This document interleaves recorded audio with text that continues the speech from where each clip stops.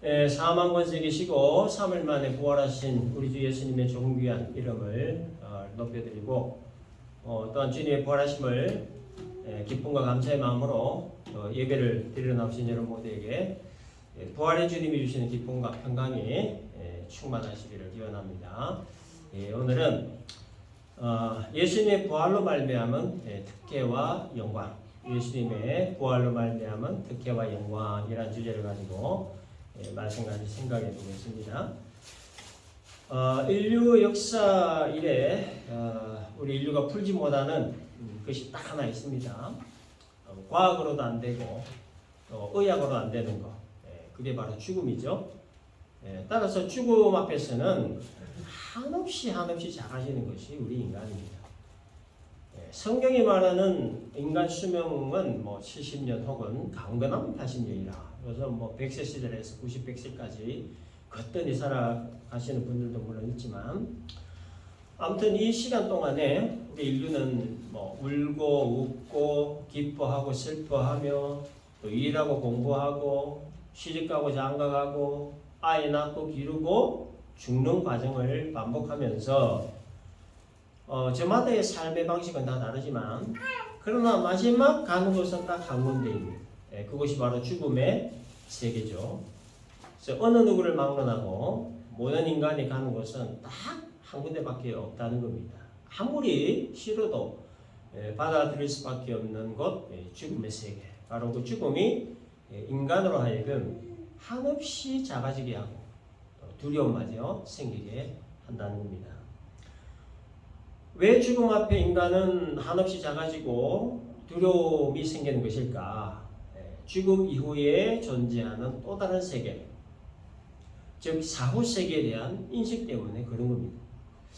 사후세계에 대한 인식이 없다면 죽음 앞에 작아질 필요도 없고 두려워할 필요도 없을 겁니다. 사후세계에 대한 인식이 없다면 그저 이 한평생 자기 소견에 오른 대로의 삶을 살아도 무방합니다. 누가 뭐라고 할 사람 아무도 없습니다. 그런데 성경은 이 세상에서의 삶이 다가 아니라고 얘기합니다. 히브리서 9장 27절 보면 한 번 죽는 것은 사람에게 정해진 것이요 그 후에는 심판이 있다라고 말씀합니다. 한 번 죽는 것으로 모든 것이 깔끔하게 끝나면 참 좋겠는데, 그러면 아무 걱정 없이 편안하게 내 인생 내 마음대로의 삶을 살 수 있을 것인데, 그런데 하나님은 죽는 거는 당연한 것이고 그 죽음 이후에 심판이 있다고 말씀하는 거예요. 그래서 이 하나님의 심판이라고 하는 것, 이것이 바로 인생들로 하여금 그 인생을 아무렇게나 살지 못하게 하는 아주 중요한 포인트가 되는 겁니다. 누가복음 16장에 보면 부자와 거지에 관한 예수님의 비유의 말씀이 나오죠. 부자의 이름은 모르겠고 거지의 이름은 나사로입니다. 부자와 거지 나사로가 죽었는데 부자는 음부에 들어갔고 거지 나사로는 아브라함 품에 들어갔습니다. 여기에 음부는 지옥을 말하는 것이죠. 아브라함의 품은 천국을 상징합니다. 부자가 지옥에 들어간 것과 거지 나사로가 천국에 들어간 것, 이거는 심판의 결과를 말하는 거예요. 물론 부자라고 해서 다 지옥 가고 거지라고 해서 다 천국 가는 건 아닙니다. 부자도 천국 갈 수 있고 거지도 지옥 갈 수 있습니다. 부자나 거지나 상관없이 하나님 믿으면 천국 가는 거고 믿지 않으면 지옥 가는 겁니다. 따라서 여기에서 말하는 그 성경에서 말하는 부자는 불신 부자를 말하는 거고 거지는 믿는 거지를 말하는 거예요. 아무튼 하나님을 불신했던 부자는 지옥에 갔습니다. 하나님을 믿었던 거지는 천국에 갔습니다. 그런데 그 지옥이라고 하는 곳이 어떤 곳이냐에 대해서 불신 부자의 말을 통해 알 수가 있는데요. 그 24절을 보면 아브라함이여 나를 긍휼히 여기사 나사로를 보내어 그 손가락 끝에 물을 찍어 내 혀를 서늘하게 하소서. 내가 이 불꽃 가운데서 괴로워하나이다.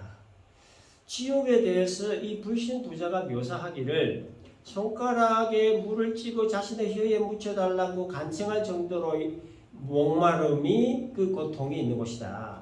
그리고 불꽃 가운데서 괴로워하는 고통이 있는 곳이라고 묘사했습니다. 또 한 번 가면 영원히 돌아올 수 없는 곳, 빠져나올 수 없는 곳, 오직 절망만이 존재하는 곳으로 지옥을 묘사했습니다. 그리고 이 나사로를 보내요. 손가락 끝에 물을 찍어 자기 혀에 떨어뜨려 달라는 간청을 들은 이 아브라함이 지옥과 천국 사이에는 큰 구렁텅이가 있어서 여기에서 그리로 갈 수도 없고 거기에서 이곳으로 올 수도 없다라고 얘기했습니다. 여기서 말하는 이 큰 구렁텅이는 깊이 갈라진 틈을 말하는 거예요. 그래서 천국과 지옥 사이에는 깊이 갈라진 틈이 있어서 서로 왕래할 수 없다는 거죠. 한 번 가면 영원히 빠져나올 수 없는 것, 그것이 바로 지옥이다 이렇게 묘사합니다. 자기 혀에 물 한 방울만이라도 찍어주면 좋겠다라고 할 정도로 타는 듯한 목마름이 있는 것, 불꽃 가운데서 타는 듯한 고통을 있는 것, 그 고통이 영원히 지속되는 것, 영원히 빠져나올 수 없는 것, 그것이 바로 지옥이라고 하는 것. 그래서 여러분, 사람이 절대로 가지 말아야 할 곳이 이 세상에 딱 한 군데가 있고 저 세상에서 딱 한 군데가 있습니다. 이 세상에서는 감옥이라고 하는 곳이고 저 세상에서는 지옥입니다. 뭐 감옥은 제가 안 가봐서 잘 모르지만 감옥에 관한 다큐프로를 이렇게 보면 참 그 비참한 것 자체더라고요. 그래서 이 세상 살아가면서 감옥 갈 일을 절대로 만들면 안 되는 거죠. 그 다음 절대로 가서는 안 되는 것이 바로 지옥입니다. 왜냐? 지옥은 모든 소망이 다 끊어진 곳이고 바늘 구멍에 희망조차도 찾아볼 수 없는 곳이기 때문에 하나님께서 지옥의 심판을 하시는 그 내용은 죄에 대한 심판입니다. 죄라고 하는 것은 뭐냐? 하나님과 끊어진 것을 말합니다. 따라서 죄 중에 가장 큰 죄, 가장 근원적인 죄가 뭐냐? 하나님을 믿지 않는 죄, 즉 불신의 죄예요. 그래서 하나님은 모든 인간에게 그 주어진 각자의 인생의 시간들 속에 끊어진 하나님과 연결되고 회복되고 화목할 수 있는 기회들을 주시는 거예요. 그래서 다행스럽게도 우리는 그 기회를 잘 붙잡은 참 축복된 사람입니다. 죄 중에 가장 큰 죄, 근원적인 죄, 하나님을 믿지 않는 죄, 불신의 죄를 해결했기 때문입니다. 하나님과 연결되었고 하나님과 회복되었고 하나님과 화목되었기 때문입니다. 따라서 하나님과의 끊어진 관계를 회복하고 하나님과 연결된 사람들은 이 세상에서 삶이 다 끝나고 죽음 이후의 세계로 들어갈 때 심판받지 않습니다. 그렇기 때문에 믿는 자의 죽음은 축복인 거예요. 따라서 믿는 자의 죽음 이후의 세계에 대해서 우리는 두려움을 가질 필요가 없다는 겁니다. 세상 떠날 때 물론 아쉬운 것이 있겠지요. 그러나 이 세상 떠나면 이 세상과 비교할 수 없이 좋은 것, 하나님 나라에 천국에 간다는 확신과 그 소망이 있기 때문에 그래서 믿는 자의 죽음은 축복인 겁니다. 그래서 이 성도의 죽음은 슬픈 일이 아니라 기쁜 일인 겁니다. 그래서 본문 13절에 보면 자는 자들에 관하여는 너희가 알지 못함을 우리가 원하지 아니하노니 이는 소망 없는 다른 이와 같이 슬퍼하지 않게 하려 함이라 이렇게 말씀하는 거예요. 비록 우리 육체의 생명이 끝나고 이 세상 떠난다 할지라도 슬퍼할 수 없다는 거죠. 왜냐? 죽은 것이 아니고 잠을 자는 것이기 때문이라는 거예요. 그래서 곧 다시 깨어날 것이기 때문에 우리 슬퍼할 필요가 없다는 겁니다. 이 세상에서 유한한 시간들을 다 끝내고 하나님의 영원한 시간 속에 들어가기 때문에 그래서 축하해주고 기뻐해주고 박수 쳐주고 잘 가라 가서 보자 그래야 된다는 거죠. 인간적인 정과 사랑 때문에 아쉬움과 슬픔은 당연히 있지만 그러나 그 영혼은 하나님 나라에 들어가게 되므로 기뻐하고 축하해 줘야 된다는 거예요. 자, 그러면 천국은 어떤 곳이냐? 천국이 어떤 곳이기에 축하해주고 박수를 쳐줘야 되냐? 천국에 대해서 요한계시록 21장 4절에서 이렇게 표현하고 있습니다. 모든 눈물을 그 눈에서 닦아주시니 다시는 사망이 없고 애통하는 것이나 곡하는 것이나 아픈 것이 다시 있지 아니하리니. 그리고 요한계시록 22장 5절에서는 다시 밤이 없겠고 등불과 햇빛이 쓸데없으니 이는 주 하나님이 그들에게 비치십니다. 그들이 세세토록 왕노릇하리로다. 성경에서 말하는 이 천국은 모든 눈물을 닦아주는 곳이다. 죽음이 다시 없는 곳이다. 애통하는 것이 없는 곳이다. 아픈 것이 없는 곳이다. 밤이 없는 곳이다. 햇빛이 필요 없는 곳이다. 세세토록 왕노릇하는 곳이다. 이렇게 묘사를 하고 있습니다.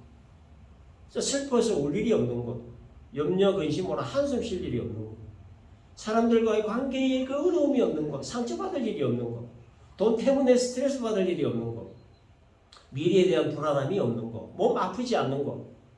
여러분 이렇게 좋은 곳이 어디 있겠습니까? 그래서 여러분 우리가 사는 세상이 천국이 되지 못하는 이유가 뭡니까? 하루라도 염려 근심하지 않고 살 수 없는 것이기 때문에 돈 때문에 건강 때문에 인간관계 때문에 불확실한 미래 때문에 스트레스 받지 않고 살 수는 없는 것이기 때문에 그래서 이 세상은 천국이 될 수가 없는 거예요. 자식 걱정, 돈 걱정, 건강 걱정, 노후 걱정 하루에도 12번도 더 염려하고 근심하는 것이 우리의 솔직한 모습 아닙니까? 그런데 천국은 그럴 일이 없는 곳이라고 합니다. 울 일도 없고 한숨 쉴 일도 없고 몸 아플 일도 없고 렌트비 낼 일도 없고 모기지가 아플 일도 없고 월요일 아침에 직장 갈 일도 없대요. 직장에서 잘릴 일도 없고 눈치 보면서 서로 그냥 더 가지려고 막 싸울 일도 없고 경쟁할 일도 없고 시기할 일도 없고 질투할 일도 없고 그 좋은 천국을 우리가 가게 된다. 그런데 그 좋은 천국을 우리로 하여금 갈 수 있도록 길을 만들어 주시고 그 길을 만드시기 위해 그 죽음의 희생을 하신 분이 예수님이라신 거죠. 그래서 예수님이 안 계셨더라면 우리는 전부 어디를 갔었어야 했냐? 부자와 거지 비유에 나오는 그 부자가 같은 거. 손가락 끝에 물 한 방울 찍어 혀에 대주면 좋겠다고 느낄 정도의 타는 듯한 목마름과 불꽃 가운데 살이 타는 고통을 느껴야 하는 거. 바로 그것을 우리가 갔었어야만 했다는 거예요. 그곳에서 영원한 고통을 느끼며 영원히 통곡하고 영원히 한숨 짓고 영원히 후회하고 영원히 밤을 질세우고 그곳에서 그렇게 영원히 살았어야만 했습니다. 그런데 예수께서 우리들로 하여금 그곳에 가지 않도록 해주셨습니다. 한 번 가면 영원히 돌아올 수 없는 지옥을 향해 가고 있는 그 방향을 틀어서 천국으로 길을 인내해 주셨습니다. 그 일을 완성하시고 가능하게 하셨던 사건이 바로 예수님의 십자가와 부활이죠. 예수께서 천국으로 인도하는 십자가의 다리를 완성시킨 그 사건이 바로 부활 사건이에요. 그래서 예수님의 부활이 없었다면 천국은 우리의 것이 될 수가 없습니다. 예수님의 부활이 없었다면 천국으로 들어갈 수 있는 길이 없어요. 하나님 나라 천국에 들어갈 수 있도록 예수께서 십자가의 다리로 이어주셨는데 만일에 예수께서 십자가에 달리셔서 피 흘리시고 죽으셨다. 그걸로 끝났다고 하면 다시 말해서 예수님이 부활하지 않으셨다고 하면 우리의 구원은 완성되지 못하는 거예요. 예수께서 죽은 자들 가운데서 다시 살아나지 못하셨다면 예수님은 석가나 공자나 마호мет과 같은 사람들과 똑같은 사람이에요. 그래서 예수님의 부활이 없다면 우리에게는 천국도 구원도 아무것도 없는 거예요. 그래서 예수님 부활의 가장 큰 의미는 죽음의 세계를 정복하셨다는 겁니다. 죽음이라고 하는 것은 죄에 대한 하나님의 심판의 결과로 나타난 첫 번째 형벌입니다. 에덴 동산에서 살던 아담과 하와가 죄를 지음으로 하나님께 받은 그 형벌에 대해 창세기 3장 10절에서 뭐라고 하냐? 그 이하에 기록이 되어 있는데 여러 가지 형벌 중에 하나가 뭐냐면 너는 흙이니 흙으로 돌아갈 것이다. 죄의 결과물인 죽음의 세계로 가야만 한다는 거예요. 이게 첫 번째 하나님의 심판을 말미암은 형벌입니다. 그리고 그 죽음의 세계로 들어간 인생들은 그걸로 끝이 아니고 죄에 대한 하나님의 두 번째 심판을 받게 됩니다. 이 세상에서의 육신의 죽음은 죄로 인한 하나님의 첫 번째 심판이고 죽음 이후에 하나님 앞에 설 때 받게 되는 그 두 번째 심판, 그게 기다리고 있다는 거예요. 이 두 번째 심판으로 말미암아 영원한 지옥의 형벌을 받게 되는 겁니다. 그런데 하나님은 자기 형상대로 지원받은 인생들이 죄에 대한 하나님의 두 번째 심판으로 말미암아 지옥의 형벌 속에서 영원히 고통받는 것을 너무나 안타까워하시고 너무나 불쌍히 여기셔서 그 지옥 형벌의 고통으로부터 구원하시기 위해 독생자 예수를 이 땅에 보내시고 십자가 달려 피 흘려 죽게 하셨던 거예요. 그러나 그 십자가 죽음만으로는 부족했습니다. 십자가의 죽음만으로는 영원한 지옥 형벌에 갇혀있는 인생들을 끌어낼 수가 없었던 거예요. 그래서 예수님을 죽은 자 가운데서 다시 살리신 겁니다. 그래야 남아있는 죽은 자들을 다시 살릴 수 있기 때문이에요. 고린도전서 15장 20절 보면 그리스도께서 죽은 자 가운데서 다시 살아나사 잠자는 자들의 첫 열매가 되셨다 기록되어 있습니다.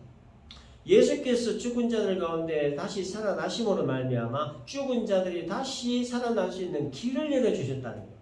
길을 터주셨다는 거예요. 그렇기 때문에 예수님의 다시 사심은 인류에게 가장 큰 소망을 안겨다 준 사건입니다. 만일 예수님께서 죽은 자 가운데서 다시 살아나지 않으셨다면 예수님 역시 죽음의 세계에 갇힌 자가 되는 거예요. 따라서 죽음의 권세를 이기지도 못하고 죽음의 세계를 정복하지도 못하고 결국 예수님도 그 죽음의 세력에 지배를 당하게 되는 거예요. 그러면 예수님은 구원자가 되지 못하는 겁니다. 그렇다면 예수 믿는 우리는 예수 믿는 그 자체가 무의미할 뿐만 아니라 시대의 사기꾼에게 쏘가 넘어간 세상에서 가장 불쌍한 사람이 되어버리고 마는 거예요. 그래서 이런 의미의 말을 고린도전서 15장 12절에서 19절 바울이 이미 했습니다. 예수께서 다시 살아나지 않으셨다면 우리의 믿음도 헛것이고 우리는 여전히 죄 가운데 머물러 있을 것이고 부활을 기대하며 무덤에서 잠자고 있던 성도들은 영원히 깨어나지 못하고 결국 예수 믿는 자들이 세상에서 가장 어리석고 불쌍한 자다. 그렇게 얘기했던 겁니다. 그러나 예수께서 죽은 자 가운데서 다시 살아나셨기 때문에 영원한 죽음의 세계에 갇혀있는 인생들을 끌어내실 수가 있는 것이고 따라서 예수는 우리의 진정한 구원자가 되실 수 있을 뿐만 아니라 예수 믿는 자들이 세상에서 가장 행복하고 영광스러운 사람이 될 수 있는 겁니다.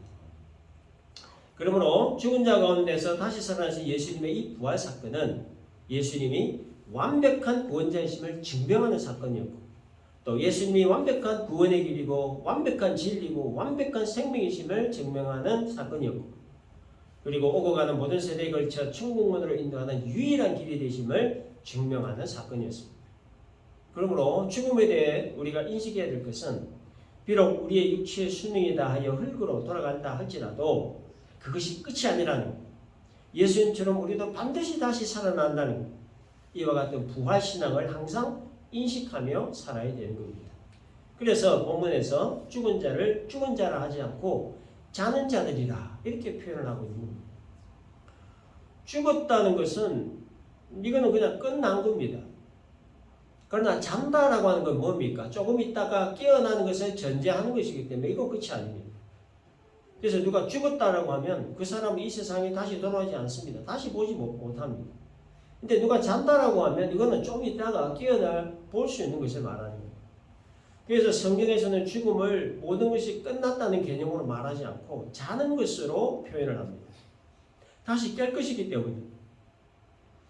그러므로 우리의 육체적 수명이 다하여 우리의 심장이 멈췄다고 해서 그것으로 모든 것이 끝난 것이 아니라 그거는 잠을 자는 것이라는 것을 우리가 항상 기억을 해야 합니다. 그래서 무덤이라고 하는 것은 그 시체를 보관하는 장소가 아니라 잠을 자는 장소라는 거죠. 그래서 예수님이 이 땅에 다시 오시는 날 깨어나기 위해 잠자고 있는 곳이 무덤이라고 하는 것.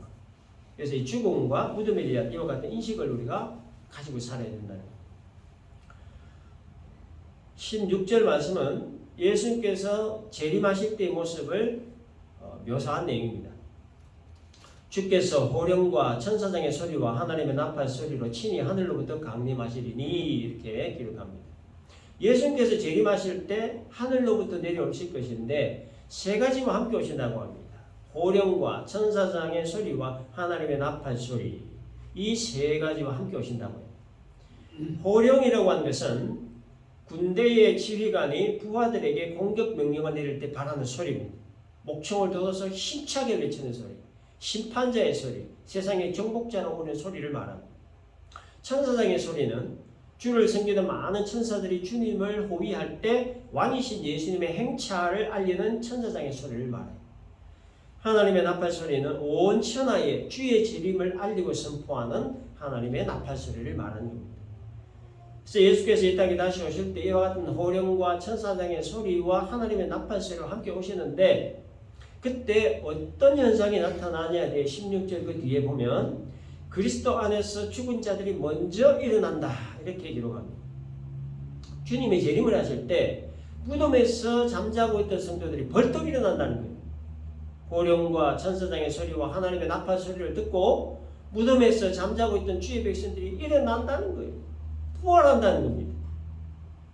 그리고 그때까지 죽지 않고 살아있는 자들이 어떻게 되냐 17절 보면 살아남은 자들도 그들과 함께 구름 속으로 끌어올려 공중에서 주를 영접하게 하시리니 그렇게 되어 있습니다.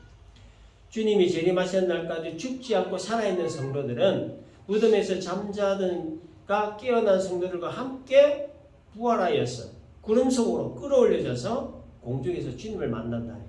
그렇게 해서 17절 끝에 우리가 항상 주와 함께 있으리라 라는 주님이 재림하실 때 무덤 속에 잠자는 성도들 그리고 그때까지 살아있던 성도들 모두 공중으로 끌어올려져 거기에서 주님을 만나고 그 주님과 함께 영원히 함께 거하게 된다라는 내용입니다. 그렇다면 예수님이 재림하실 때 무덤에서 잠자던 성도의 그 몸이 어떤 모습으로 변해서 어떻게 살아나는가에 대해서 고린도전서 19장 44절을 보면 신령한 몸으로 다시 살아난다 이렇게 기록되어 있습니다. 신령한 몸. 이게 신령한 몸이라고 하는 것은 spiritual body입니다. 영적인 몸을 말하는 거예요. 또 고린도전서 15장 52절에서는 죽은 자들이 썩지 아니할 것으로 다시 살아나고 우리도 변화되리라 이렇게 기록하고 있습니다. 무덤에서 잠자던 성도들이 다시 깨어날 때 썩지 아니할 몸으로 깨어난다는 거예요. 여기 썩지 아니할 것은 imperishable 되어 있어요. 이거는 불멸의 존재로 살아난다는 얘기입니다. 그리고 누가복음 20장에 보면 죽은 자의 부활을 부정하고 오해하던 그 사두개인들에게 죽은 자가 부활할 때 어떤 모습으로 부활하느냐에 대해 주님은 누가복음 20장 36절에서 이렇게 말씀하셨습니다. 천사와 동등이요. 영어 성경에는 they are like the angels 이렇게 되어 있어요. 종합을 하면 예수님이 재림하실 때 무덤에서 잠자고 있던 그 성도들에게 몸이 신령한 몸, 썩지 아니할 몸, 불멸의 존재, 천사와 동등한 모습 이런 몸으로 살아나 공중에서 주님을 만나게 된다는 거예요. 그리고 고린도전서 15장 52절 보면 그때까지 죽지 않고 살아있던 자들도 변화된다고 합니다. 어떻게 변화되냐? 무덤에서 잠자던 성도들이 일어났을 때의 몸처럼 신령한 몸으로 썩지 아니할 몸으로 그리고 천사 같은 몸으로 변화된다는 거예요. 그렇게 변화된 몸으로 주님의 나라에서 주님과 함께 영원히 함께 살게 된다는 겁니다. 예수님의 부활로 말미암아 이렇게 엄청난 특혜와 영광을 우리가 누리게 된다는 거죠. 이 특혜와 영광을 누릴 수 있는 단 하나의 방법이 뭐냐? 예수를 나의 구주로 영접하는 거예요. 예수 믿고 영접한 자에게 죄사함의 은혜를 주시고 구원의 은혜를 주시고 천국과 영생의 은혜를 보장해 주시고 죽음 이후 하나님의 두 번째 심판으로 인한 영원한 지옥의 형벌도 면해 주시고 예수님 재림하실 때 신령한 몸, 썩지 아니할 몸, 천사와 같은 몸으로 변화시켜 주셔서 주님 나라에서 주님과 영원히 살게 되는 이 엄청난 특혜와 영광을 예수 믿고 영접한 자에게 주신다는 거예요. 그런데 문제는 예수 믿고 영접하는 문제가 참 쉬워 보이는데 사실 이게 참 간단하지도 않고 참 쉽지도 않은 일이라고 하는 겁니다. 그래서 누가 그러면 예수를 믿을 수 있느냐? 누가 예수 믿고 영접함으로 이 엄청난 특혜와 영광을 누릴 수 있느냐? 사도행전 13장 48절에 보면 이방인들이 듣고 기뻐하여 하나님의 말씀을 찬송하며 영생을 주시기로 작정된 자는 다 믿더라 이렇게 기록되어 있습니다. 영생을 주시기로 작정된 자들이 이 엄청난 특혜와 영광을 누릴 수 있다는 겁니다. 그러면 영생을 주시기로 작정된 자는 누굴까? 답은 사람은 모른답니다. 이거는 하나님의 절대적인 하나님의 영역이기 때문에 사람은 알 수가 없습니다. 토기장이가 토기를 만들어 귀하게 쓸 그릇과 천하게 쓸 그릇을 정할 수 있는 그 권한이 있는 것처럼 사람을 만드신 하나님이 영생을 주시기로 작정한 사람이 있고 죄 가운데 내버려둔 사람, 즉 유기된 사람이 있다는 거예요. 그래서 영생을 주시기로 작정된 사람은 어떠한 경우에도 예수를 믿게 되지만 영생을 주시기로 작정하지 않은 사람, 즉 죄 가운데 내버려둔 사람은 어떠한 경우에도 예수를 믿지 않게 된다는 거예요. 어차피 여러분 모든 사람은 아담의 원죄와 스스로 짓는 그 자본죄로 말미암아 하나님의 두 번째 심판의 결과인 영원한 지옥의 형벌을 받을 처지에 있었기 때문에 하나님이 한 명도 구원하지 않으신다고 해도 그냥 죄 가운데 다 내버려 두신다고 해도 죄인은 그 하나님께 아무런 이의를 제기할 수 없는 것이고 또 하나님의 공의에 아무런 손상이 없습니다. 따라서 영생을 주시기로 작정된 사람이 누구인가에 대해 사람은 알 수 없지만 분명한 것은 영생을 주시기로 작정된 사람은 반드시 예수를 믿고 영접하게 된다는 것이고, 예수 믿고 영접한 자에게는 이와 같은 큰 특혜와 영광도 함께 선물로 주신다. 그러므로 예수 믿는 자들은 예수 믿는 자로 작정하여 주신 하나님 은혜에 늘 감사하고, 영원한 지옥의 형벌 면하게 해주신 그 은혜에 늘 감사하고, 예수님 재림하실 때 우리의 몸을 신령한 몸으로, 썩지 아니할 몸으로, 천사와 같은 몸으로 변화시켜 주셔서 주님 나라에서 주님과 영원히 살게 되는 이 엄청난 특혜와 영광 주신 것에 대해서 늘 감사하고, 이 특혜와 영광을 누리고 즐기고 기뻐하며 하루하루 행복하게 살면 되는 것입니다. 죽은 자 가운데서 다시 살아나신 우리 주 예수의 부활을 함께 기뻐하며 감사하는 이 시간, 우리 주님의 부활의 의미를 다시 한 번 더 우리가 되새기고, 우리가 비록 염려 근심 많은 이 세상에 살고 있지만 그러나 우리는 하늘에 속한 자임을 항상 의식을 하고, 영원한 하늘 나라 천국이 나의 것임을 우리가 확신을 하고, 우리 주님이 이 땅에 다시 오실 때 우리의 몸을 신령한 몸, 썩지 아니할 몸, 천사와 같은 몸으로 변화시켜 주셔서 주님 나라에서 주님과 영원히 살게 된다는 이 변하지 않는 사실을 항상 우리가 가슴에 품고 부활의 주님과 늘 동행하며 살아가는 우리 모두가 될 수 있기를 주님의 이름으로 축원합니다.